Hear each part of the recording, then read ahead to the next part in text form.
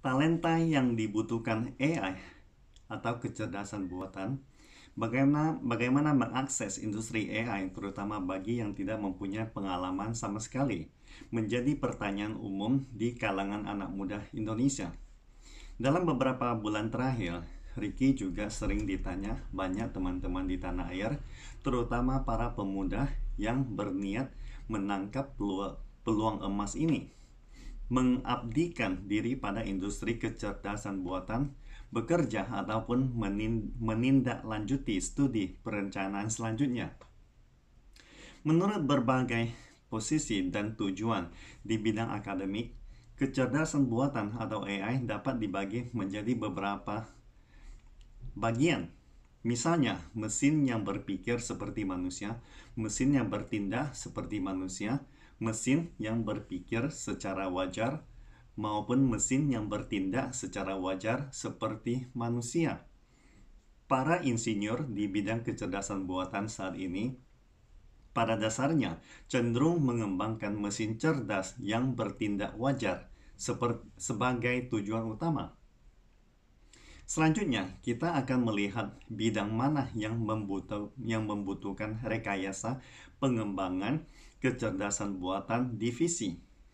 Pada dasarnya, jika Anda adalah seorang insinyur pengembangan kecerdasan buatan, Anda akan mencurahkan lebih banyak fokus dalam pemrosesan bahasa alami atau natural language processing, visi komputer, computer vision, pengenalan ucapan atau speech recognition, rekomendasi dan pencarian atau recommendation and search, pengetahuan sistem penalaran pengetahuan atau knowledge cognitive reasoning system. Mari kita lihat aplikasi praktis yang semakin matang dewasa ini yang bermanfaat membantu Anda dalam memilih karir nantinya.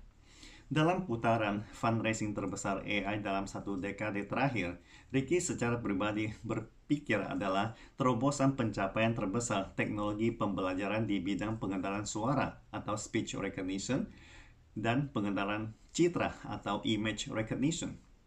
Atas fondasi ini, para pakar telah menciptakan berbagai skenario aplikasi yang begitu mengesankan. Di antaranya, seperti asisten cerdas, intelligent assistant. Contoh yang paling umum adalah asisten suara cerdas dalam smartphone, yang khusus diwakili oleh Siri, phone, iPhone, maupun Microsoft Cortana, dan lain-lain. Contoh lainnya adalah mengemudi otomatis, yang sangat populer dalam beberapa tahun terakhir. Seiring datangnya 5G, Baidu, Apollo, Google, Waymo, atau Uber, Tesla, dan banyak perusahaan teknologi raksasa sangat aktif mempromosikan teknologi ini. Skenario aplikasi lainnya yang telah sangat matang adalah rekomendasi yang dipersonalisasi, seperti berita utama atau aplikasi Toutiao dari Tiongkok dan aplikasi video pendek TikTok. Mereka berdua adalah anak perusahaan dari ByteDance, Tiongkok. Perusahaan e-commerce terbesar dunia seperti Taobao, Alibaba, dan JD.com ataupun Amazon juga telah memanfaatkan teknologi rekomendasi yang dipersonalisasi untuk merekomendasikan produk yang diminati para pengguna. Di samping itu, bidang AI lain dengan perkembangan yang sangat menjanjikan dari perawatan medis cerdas atau smart medical. Meskipun aplikasi aktual ini tidak sepopuler seperti aplikasi di atas, tetapi di masa depan kita akan semakin menikmati manfaatnya. Seperti diagnosis cerdas dan kecerdasan buatan dokter keluarga pribadi dengan biaya yang sangat rendah. Selain itu, AI atau kecerdasan buatan ini telah banyak diterapkan dalam berbagai industri tradisional, seperti keuangan financial, keamanan, maupun pendidikan. Selanjutnya, mengenai talenta yang dibutuhkan AI, Ricky rasa tidak ada jawaban khusus atau yang paling tepat dalam hal ini. Namun, pada prinsipnya, Ricky sarankan Anda untuk membuat pilihan berdasarkan minat dan keunggulan pribadi Anda sendiri. Sekali lagi, Ricky menekankan jangan membuat pilihan berdasarkan pengejaran hot topic, terutama bagi siswa di sekolah. Berikut adalah beberapa pertimbangan yang bisa menjadi referensi. Langkah pertama adalah memilih apakah Anda akan melakukan penelitian atau rekayasa berdasarkan kemampuan dan kondisi Anda saat ini. Jika Anda adalah seorang PhD lulusan dari sebuah sekolah bergengsi atau universitas Ivy League seperti Harvard, MIT, Tsinghua, atau University Beijing, dan Anda pernah melakukan penelitian yang sangat mendalam selama PhD maupun menerbitkan makalah akademik yang sangat populer, maka Anda dapat mempertimbangkan penelitian R&D kecerdasan buatan. Namun sebagai tips yang perlu diingat adalah dibandingkan dengan pengembangan teknik, peluang yang tersedia dalam pekerjaan penelitian baik dari perusahaan maupun sekolah akademis relatif terbatas. Sebaliknya, persaingan yang mereka hadapi mungkin jauh lebih intens. Ambil saja contoh DeepMind, perusahaan yang diakuisisi oleh Google pada bulan Januari 2014, di mana DeepMind yang memiliki sekian banyak pakar kecerdasan buatan top dunia yang berhasil menciptakan AlphaGo yang sangat terpopuler, tetapi AlphaGo masih jauh dari komersialisasi. Itulah sebabnya sulit bagi raksasa internet biasa untuk menginvestasikan sumber daya yang begitu besar untuk mendukung proyek semacam itu. Raksasa internet Tiongkok telah meningkatkan investasi besar-besaran dalam beberapa tahun terakhir. Tetapi bila dibandingkan dengan investasi Google, mungkin masih memiliki celah yang lebih besar.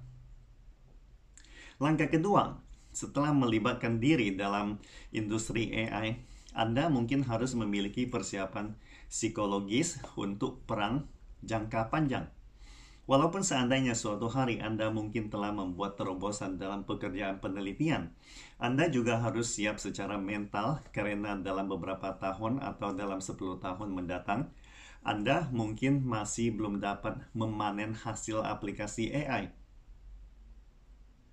Sebagai contoh, pembelajaran mendalam atau deep learning yang sangat populer sekarang ini, landasan teoritisnya berasal dari perception di tahun 1960-an. Perception jaringan saraf tiruan ini ditemukan oleh seorang psikolog Amerika Serikat bernama Frank Rosenblatt yang bekerja di Cornell Aviation Laboratorium. Genre utama teknologi kecerdasan buatan ini adalah pembelajaran mendalam deep learning. Deep learning ini terus diiterasi dan terus membuat terobosan teknologi. Sampai pada tahun 2006, salah satu dari pakar machine learning bernama Geoffrey Hinton dan siswanya menerbitkan makalah di majalah Science yang berjudul Pengurangan Dimensi menggunakan jaringan saraf baru menyebabkan ledakan jeli tentang pembelajaran mendalam. Kemudian pada tahun 2012, dua kelompok mahasiswa Geoffrey Hinton memenangkan kompetisi klasifikasi gambar dengan metode pembelajaran mendalam baru dalam kompetisi ImageNet. Kemenangan dengan tingkat akurasi lebih dari 10% dari peringkat kedua. Para kontestan pemenang kedua sampai peringkat keempat semuanya menggunakan metode pengenalan gambar komputer tradisional tanpa pengecualian. Sehingga pencapaian prestasi ini mengejutkan dunia. Dari lahirnya teori hingga pencapaian yang telah menarik perhatian dunia adalah pengorbanan historis dari usaha beberapa generasi. Ricky menjelaskan sejarah teknologi komputer ini bukan untuk menyerang antusiasme Anda dalam penelitian kecerdasan buatan. Sebaliknya, berharap Anda dapat menyadari kesulitannya, supaya Anda mempunyai persiapan mental. Secara relatif talenta yang dibutuhkan AI jika Anda memilih untuk melakukan pengembangan teknik, Anda akan memiliki lebih banyak pilihan. Anda akan dapat melihat hasil pekerjaan dan umpan balik positif dalam waktu yang lebih singkat.